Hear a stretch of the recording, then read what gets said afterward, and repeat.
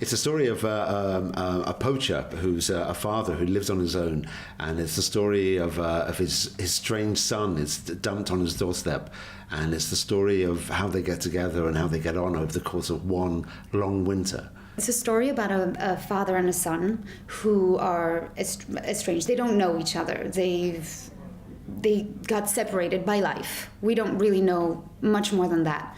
But the son gets dropped next to the caravan of the father. He lives in a caravan. And he's a man that's he lives really differently than most people live, we would think. In a caravan, he doesn't care about rules, he doesn't care about how modern society lives. He has his own sets of rules and his own way of living. And so he is all of a sudden having to be a father. And so it's a brand new role for him, and it's a brand new life that is opening up. And at first he will be reluctant to invite and open his arms to this little stranger, really, and then his girlfriend will help him really embrace that new role rather than be scared of it.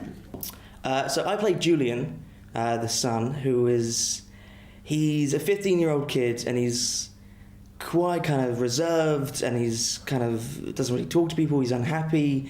He's just kind of a loner, really. And then he kind of meets this girl, Taylor, and his life basically changes with her, and he sort of starts growing with his dad and sort of maturing and learning what it is to be him and learning who he is. So there's a lot of... He starts off very small and timid, very vulnerable, and kind of grows into this kind of almost man. But not quite, but almost. The process was really hard, and we had like an 18-day shoot. It was insane. It was completely insane. We had very little money, but we had sort of great support, and the people that worked on the film were sort of really engaged and really wanted it to happen.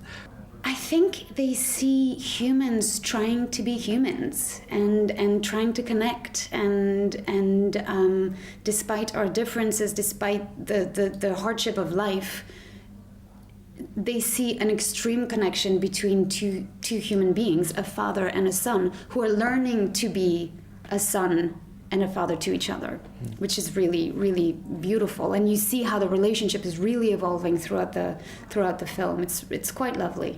You know, there's a lot of humor in the film, and it's a very warm and tender film. And I'm just really proud of what the actors have done with their parts and what they did with my writing, and it all comes together in a really lovely way. When you first look at it, it seems like it could be quite grim and quite a depressing film, but it's really not.